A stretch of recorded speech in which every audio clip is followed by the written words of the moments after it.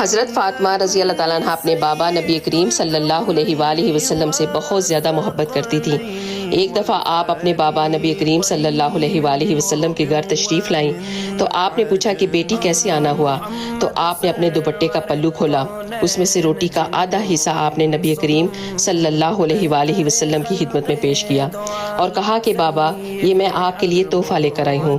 تو نبی صلی اللہ علیہ وآلہ وسلم نے فرمایا کہ یہ کیسے؟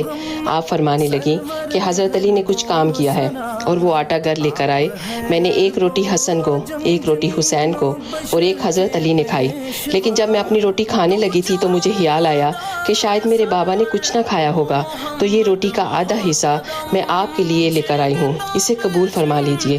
تو ہمارے نبی صلی اللہ علیہ وآلہ وسلم نے کہا کہ بیٹی مجھے قسم ہے اپنے رب کی، 3 دن سے میرے پیٹ میں روٹی کا ایک لقمہ تک نہیں گیا۔ اللہ اکبر۔ اس ویڈیو